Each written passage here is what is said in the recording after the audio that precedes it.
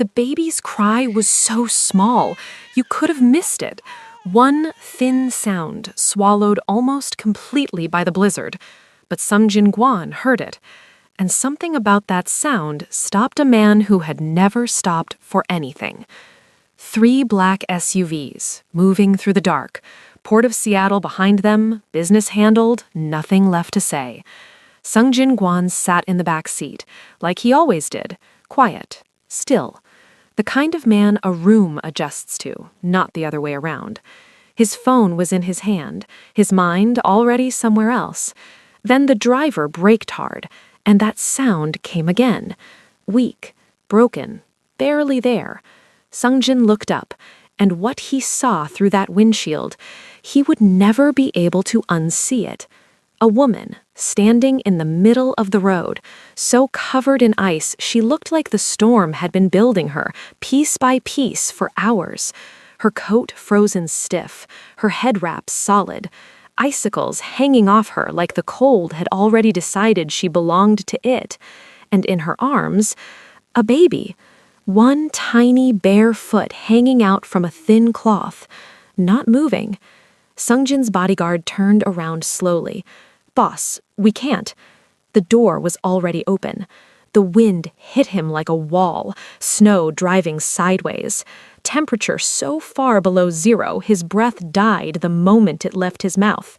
He walked toward her. She didn't run, didn't scream, didn't beg. She just pulled that baby tighter against her chest and looked at him with eyes that had already made peace with the worst. Sung Jin crouched down in the snow in front of her, right there, a man worth millions, on his knees in a blizzard. "Hey," his voice was low, careful. "I'm not going to hurt you." She said nothing, just looked at him. And then the baby cried again, that same small, broken sound. And something cracked open inside Sung Jin-guan that night that no amount of power, no amount of money had ever been able to touch. He reached out slowly. She flinched, but she didn't pull away. And that's the moment, right there, that changed everything. Because what Sung Jin didn't know yet was that this woman didn't end up in that blizzard by accident. She was running, and whoever she was running from was already close. Drop where you're watching from and stay with me, because this story goes somewhere nobody sees coming. He didn't take her to a hospital. He couldn't. Too many questions, too many cameras, too many people who report back to the wrong kind of people. So he did the only thing that made sense to a man like Sung Jin-guan. He took her home. Now, when I say home, I don't mean an apartment. I don't mean a nice condo with a lake view and a Ring doorbell.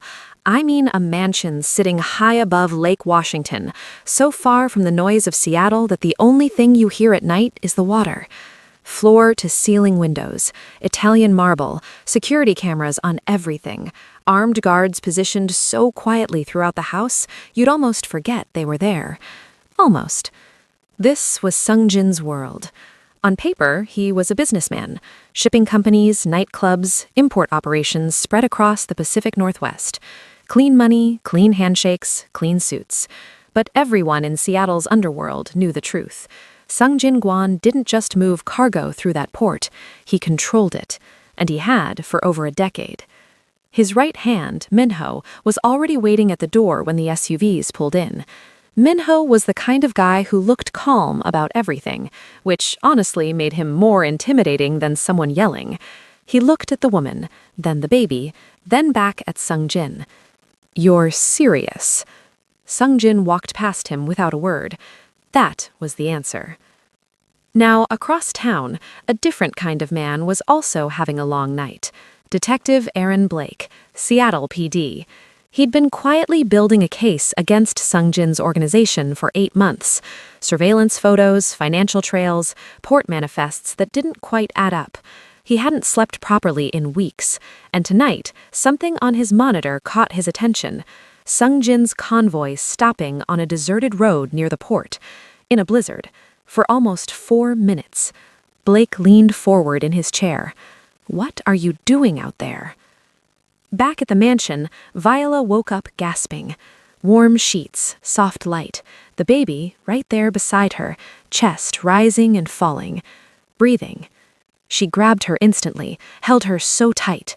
For a moment, just a moment, relief washed over her face. Then she looked around the room, and the relief disappeared. She didn't know this place. She swung her legs off the bed, wincing, every muscle in her body screaming from the cold it had survived. Then the door opened. Sung-jin stepped in quietly. No sudden moves, hands visible. "You're safe, both of you." Viola went completely still. She stared at him. And here's the thing that didn't make sense. She wasn't looking at him like he was a stranger. She was looking at him like she'd been searching for his face for a very long time. Sung-jin noticed. "Do you know who I am?" She swallowed hard and didn't answer, which was its own kind of answer. Because a woman with nothing who somehow knows the name of one of Seattle's most dangerous men doesn't end up in a blizzard by accident. Someone sent her there. The question is, who? Minho didn't trust her. He wasn't rude about it, wasn't aggressive. He just watched her, the way a man watches something that doesn't quite add up. And in his line of work, things that don't add up usually explode eventually. So while Viola rested, Minho got to work. Security hallway, 3 monitors, every database they had quiet access to. He started simple. Name, Viola. Nothing. Okay, maybe she gave a fake name. Fine. He ran her face through immigration records.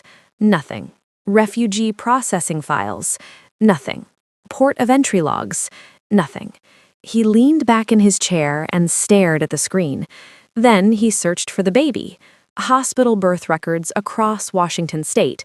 Nothing. King County Health Registry. Nothing. He pulled up every database he could think of, and this woman did not exist. Not one file, not one record, not one digital footprint anywhere in the system.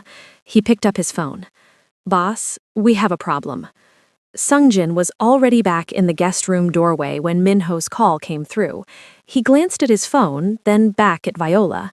She was sitting on the edge of the bed now, baby Amara pressed against her chest, eyes scanning the room like she was calculating every exit. Survival instinct. Sung-jin had seen that look before, just never on someone this exhausted. He stepped inside slowly, pulled up a chair, sat down across from her like they were just 2 normal people about to have a normal conversation. They were not. "I need you to talk to me," he said quietly. "Who are you?" Viola said nothing. "Where did you come from?" Still nothing. Sung-jin leaned forward slightly. "There is no record of you anywhere. No passport, no refugee file, no birth record for your baby." He paused. "It's like you don't exist." Something moved across her face when he said that. Not surprise, more like confirmation, like she already knew. Then his sleeve shifted slightly as he leaned forward, and she saw it, the tattoo on his forearm.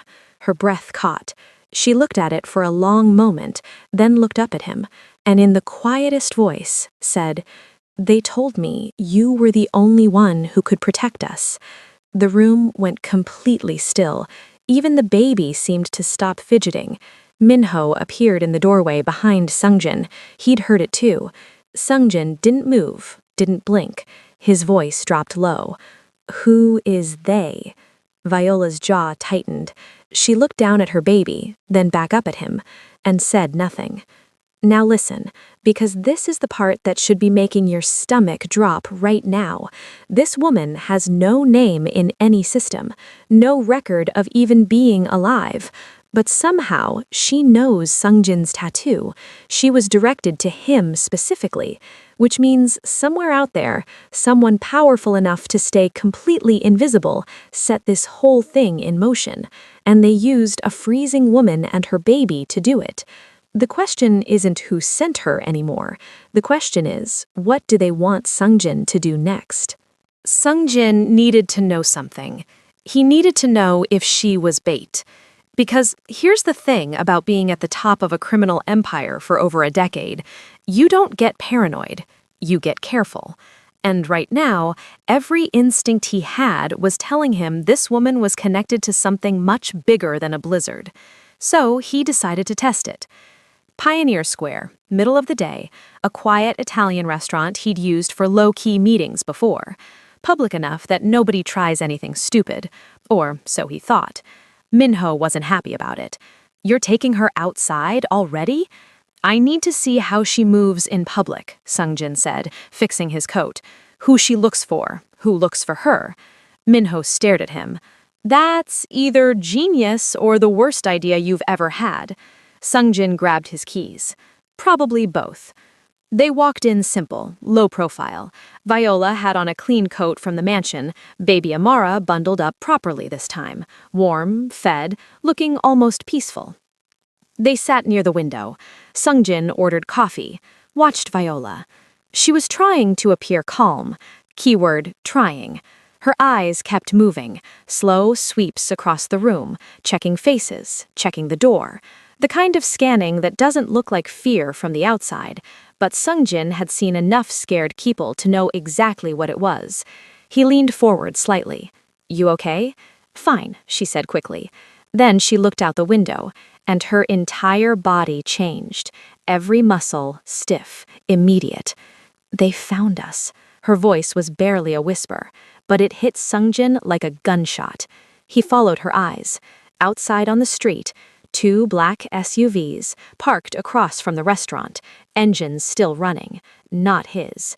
Men standing outside them, dark clothing, earpieces, not looking around casually, watching, the building specifically. Sungjin's hand moved under the table instantly. He texted Minho one word, "Now." It happened fast, too fast. Gunshots cracked outside, sharp, controlled, not random spraying, precise. The restaurant erupted, chairs scraping, glasses shattering, people screaming and dropping to the floor. A woman near the back knocked over her entire table running for the kitchen. "Sir, your pasta?" "Never mind." Sungjin was already moving, one arm around Viola, baby pressed between them, head down, fast. His guards came through the side entrance within seconds, forming a pocket around them. But here's what stopped Sungjin cold for just a moment. As they moved through the chaos, he caught a glimpse of the men outside through the window. The way they moved, coordinated, silent signals, tactical positioning. These weren't street guys. These weren't even organized crime. These men moved like they'd been trained by someone with a government budget. Minho pulled up beside him as they pushed through the back exit. "Boss, who are these people?" Sungjin looked back once through the chaos, his jaw tight. "Not who I thought we were dealing with." Because gangsters shoot and run. These men were setting up a perimeter. And that changes everything. Capitol Hill. A basement safe house so off the books, even most of Sungjin's own people didn't know it existed. Concrete walls, one light, a few chairs. Not exactly the Four Seasons, but they were alive, and right now, that was enough. Minho stood by the door, arms crossed, eyes on Viola. Baby Amara was asleep finally, wrapped up on a cot in the corner, little chest rising and falling like she had no idea what kind of night this had been. Must be nice. Sungjin sat across from Viola. No table between them this time, no pretense, just 2 people and a truth that needed to come out. "I just had gunfire outside a restaurant in broad daylight," he said quietly. "My guys are asking questions I can't answer, so whatever you've been holding back," he leaned forward, "now." Viola looked at her baby for a long moment, then she closed her eyes and let it go. She wasn't a refugee. Not in the way he'd assumed. She'd been brought to Seattle 8 months ago, promised work, a new life, the kind of offer that sounds too good, but when you're desperate enough, you stop asking questions. She was held on a cargo ship docked at the port of Seattle, along with dozens of other women, moved at night, hidden in shipping containers, transferred between locations like product. Sungjin's expression didn't change, but his hands gripped the chair slightly tighter. She kept going. The operation was massive, organized, running quietly through legitimate shipping businesses as cover. And the man running all of it? Viola stopped, looked down at Amara sleeping peacefully. The baby's father, she said quietly. He runs the entire operation. The room went completely silent. Minho uncrossed his arms slowly. Sungjin just stared at her. You had a child with a man who... I didn't have a choice, she said, fast, firm, and the way she said it ended that line of questioning immediately. Sungjin stood up, walked a few steps, turned back. If they find you, they kill you both. I understand that. He looked at Amara. What I don't understand is why you came to me specifically. Viola took a breath. Because someone told me to. Who? Someone inside the operation. She met his eyes. They slipped me a name, your name, a description of your tattoo, and one instruction. She paused. Find him, trust only him. The silence that followed was heavy, because what that meant was that somewhere inside one of the most dangerous trafficking networks operating on the West Coast, someone was trying to burn it down from the inside. A mole. Hidden, risking everything, using a freezing woman and her newborn baby as the message. Minho looked at Sungjin slowly. Boss. Sungjin held up one hand. He was already thinking. Because this wasn't just about protecting Viola. Someone had chosen Sungjin specifically, trusted him with something this dangerous. The question that was now keeping him very, very awake was whether that person was still alive to finish what they started. It happened without warning. 1 second, Amara was sleeping. The next, she wasn't breathing. Viola's scream brought Minho running from the hallway. Sungjin was already on his phone before he even reached the room. I need a car, now. Hospital, move. No hesitation, no calculation, just move. Swedish Medical Center, emergency entrance. Sungjin carried her in himself. This man, who had walked into rooms that made grown men go quiet, who had never once let anyone see him rattled, ran through those ER doors like his own life depended on it. Doctors took Amara instantly. Then they were gone, behind those double doors, and Sungjin was left standing in a hospital hallway, hands empty. Hypothermia, severe malnutrition, exposure damage to her lungs. The doctor came out after 20 minutes that felt like 20 years and delivered every word carefully. She's critical. We're doing everything we can, but the next few hours will tell us a lot. Viola pressed her hand over her mouth. Sungjin said nothing. He just walked slowly to the row of chairs outside the ICU and sat down. Head forward, elbows on knees, eyes on the floor. Minho stood nearby watching him, and quietly said nothing. Because what do you say to a man like that in a moment like that? Nothing. You say nothing. 30 minutes passed. Then Minho's radio crackled softly. He stepped away, listened, came back, leaned down toward Sungjin. We have a problem outside. Sungjin looked up slowly. How bad? Seattle PD, 4 units.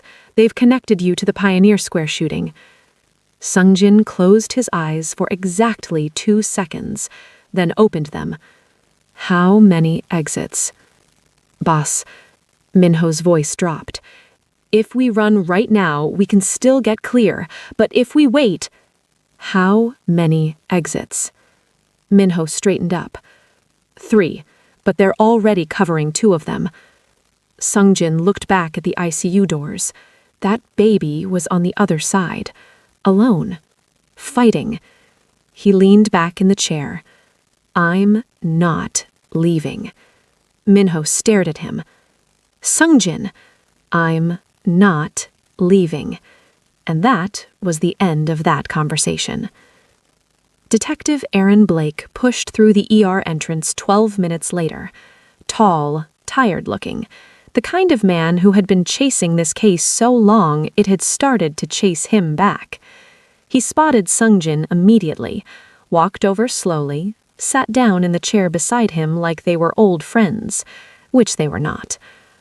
"Interesting place to find you," Blake said quietly. Sungjin didn't look at him. "There's a baby in that ICU who needed help. I helped." Blake nodded slowly, let the silence sit. Then he leaned forward and lowered his voice. "I'm going to tell you something, because right now I think it's the only thing keeping you breathing." Sungjin turned to look at him. Blake's jaw was tight. "The men from the restaurant, we ran their prints." He paused. "They're not cartel. They're not syndicate." Another pause. "2 of them came back as active federal contractors." Sungjin felt something he hadn't felt in a long time. Not fear exactly, something colder than that. Because if the people hunting Viola had government connections, then this wasn't just a trafficking case anymore, and Sungjin Guan had just made himself their next problem. Blake didn't arrest him that night, and Sungjin didn't ask why. Some conversations happen in the space between what's said and what's understood. They both understood. For now, they needed each other. By morning, Amara was stable. Still critical, still fragile, but breathing. Viola hadn't moved from the chair outside the ICU in 6 hours. Sungjin left 2 of his guys with her and slipped out quietly. He had work to do. Mafia command room, top floor of one of Sungjin's legitimate shipping offices downtown. Clean desk, multiple screens. The kind of setup that looks like a boring logistics company from the outside and absolutely is not. Minho had been pulling footage since 3 a.m. Port of Seattle security cameras, dock manifests, night transfer logs going back 14 months. By the time Sungjin walked in, Minho already had that look on his face, the one that meant what he'd found was bad. "Talk to me," Sungjin said. Minho pulled up the footage without a word. Cargo ships coming in at night, normal enough, but then shipping containers being offloaded outside of official logging hours. No manifest entries, no customs stamps, just men moving containers in the dark, fast, practiced, like they'd done it 100 times. Because they had. Minho zoomed in on one transfer. Women being moved from a container into a covered truck. Sungjin's jaw tightened. He'd heard about operations like this, knew they existed somewhere on the edges of his world. But seeing it, on his port, through his shipping lanes, that was different. "How long has this been running?" he asked quietly. "Based on what I can pull," he exhaled, "at least 2 years." 2 years. Right under his nose. Then Minho clicked to a different folder. Financial trails this time, shell companies, payments routed through 3 different LLCs before disappearing. "I traced the protection payments. Who's been keeping this operation invisible, making sure the right inspections get canceled, the right officials look the other way." He pulled up a name, a face. Sungjin stared at the screen. He recognized him immediately. City council member, 12-year incumbent, the kind of guy who gives speeches about protecting vulnerable communities and shakes hands at charity galas. Sungjin said nothing for a long moment. Then, very quietly, "He's been running cover for this entire thing." Minho nodded. "Which means the people hunting Viola aren't just trying to protect a trafficking ring." He looked at Sungjin. "They're protecting him." And right there, the whole thing shifted. This wasn't street crime anymore. This was power, real power, the kind that has press conferences and security details and lawyers on speed dial, the kind that makes problems disappear. Sungjin leaned back slowly. Viola had a flash drive. She didn't know what she was carrying, but he did now. That drive wasn't just evidence against a trafficking ring, it was a bomb pointed directly at City Hall. And the only person who could hand that bomb to the right people was a woman sitting in a hospital chair right now, with no name in any system, and every dangerous person in Seattle looking for her. Amara opened her eyes at 11:43 in the morning. No dramatic moment, no sudden gasp, just slowly, quietly, like she'd simply decided she wasn't done yet. The nurse came out to get Viola, and the sound that came out of that woman when she walked in and saw those little eyes open, I can't even describe it properly. It wasn't a cry exactly, it was something deeper than that. Something that had been locked up tight through every cold hour, every terrifying night, every moment she'd held it together because she had to. It all came out at once. She pressed her forehead against Amara's tiny hand and just broke. Sungjin stood in the doorway, didn't enter, didn't speak, just let her have it. Even Minho looked away. Some moments aren't yours to watch. When Viola finally looked up, her eyes found Sungjin, and something in her face said, it was time. She told him everything. The trafficking leader, the man behind the cargo ships, the containers, the women. The man whose baby she was holding right now was her brother. Sungjin went completely still. Your brother? She nodded, jaw tight. His name was Daniel, older than her by 6 years, the one who was supposed to protect her growing up. Instead, he built an empire on selling people. Viola had found out slowly, piece by piece, the way you discover something about someone you love and keep finding reasons to explain it away, until you can't anymore. When she finally confronted him, he didn't deny it. He just looked at her calmly and told his men to get rid of her. Her own brother ordered her death like a business decision. She barely got out alive. But before she ran, she took something. She reached into the lining of her coat, the same frozen coat from that blizzard, and pulled out a small flash drive, held it out to Sungjin. Everything is on here. Names, dates, ship manifests, payment records, the council member. She paused. All of it. Sungjin looked at it for a moment, then took it carefully.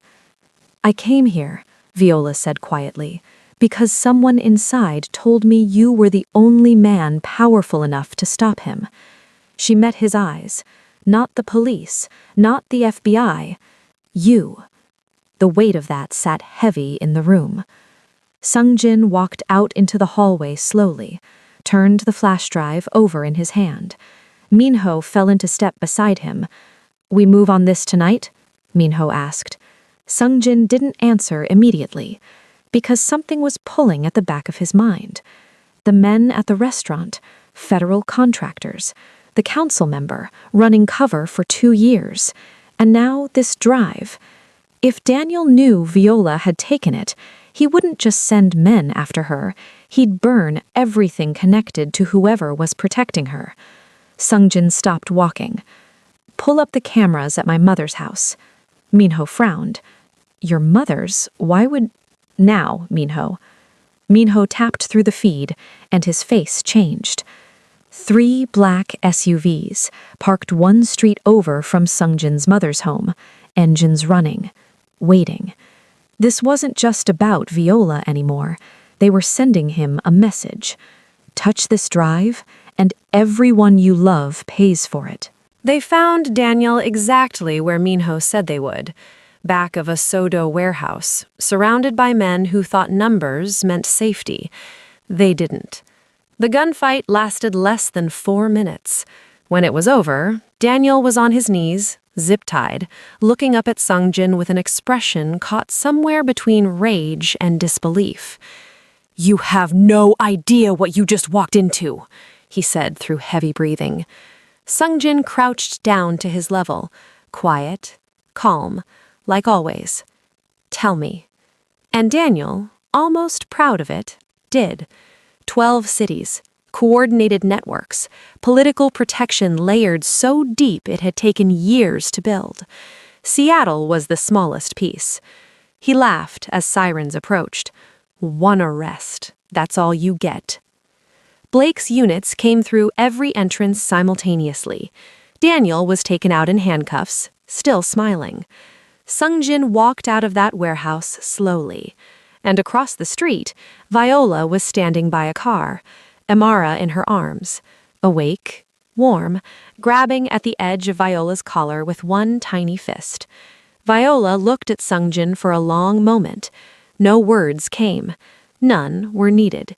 He nodded once. She nodded back.